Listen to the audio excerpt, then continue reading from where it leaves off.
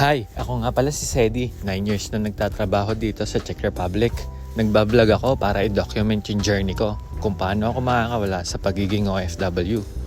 Pero kung paano ko gagawin yon, hindi ko pa din alam.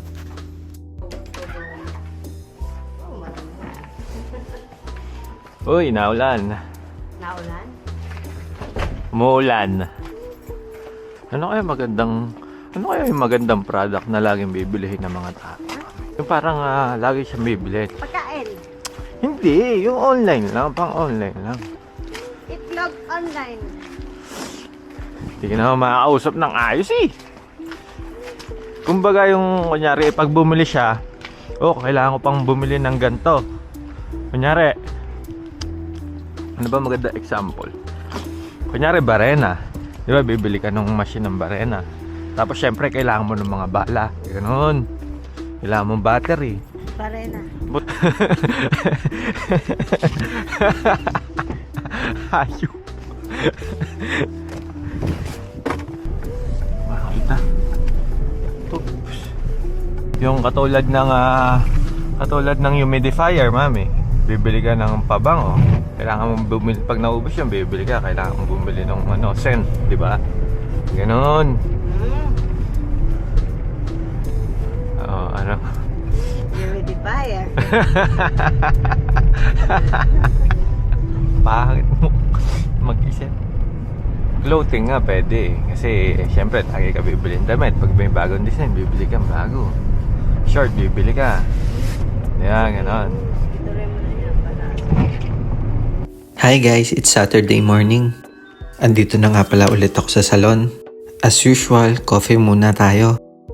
Ngayong araw, sobrang dami kong iniisip. Hindi ko pa rin kasi maumpisahan kung paano ako makakawala sa pagiging OFW. Pero this time, uumpisahan ko na.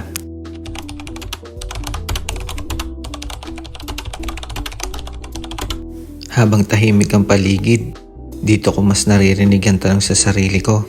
Hanggang kailan ako ganito? Nagtatrabaho para sa sahod. Umaasa sa susunod na sweldo. Inuubos ang lakas para lang sa pangarap ng iba. Hindi ito reklamo, kundi pagiging totoo sa sarili.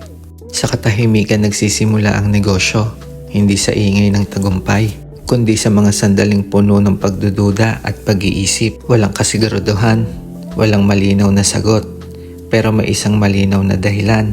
Ayokong manatili sa gantong buhay habang buhay. Kaya habang tahimik akong nag-iisip, tahimik ko rin binubuo ang plano. Maliit man ang simula, tuloy-tuloy ang galaw. Dahil balang araw, ang katahimikang ito ay magiging simulan ng ingay ng tagumpay. Isang negosyong ipinanganak sa pagod, tapang at pangarap.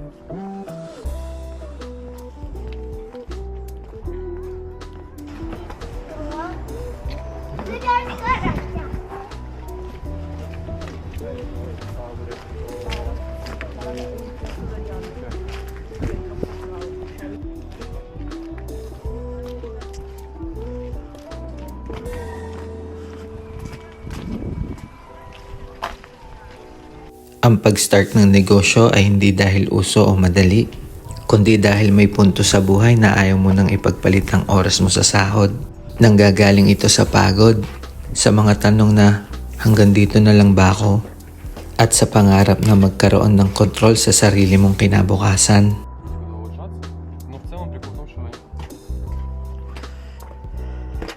Hindi glamorous ang simula ng negosyo, walang sigurong kita.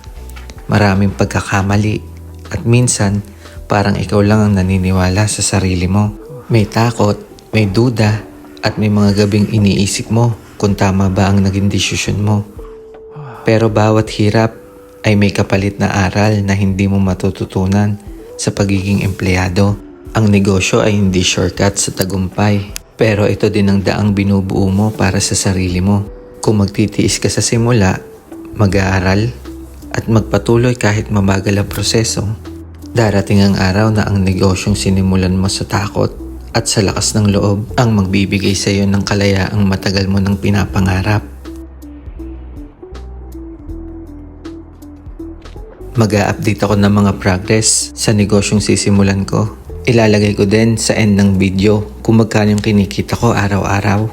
para malaman nyo kung kaya ba natin talagang mga OFW na makawala bilang empleyado.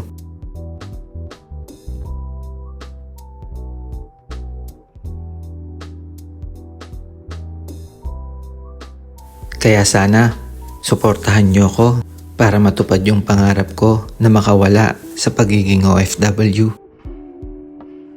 At hanggang dito na lang. Ciao!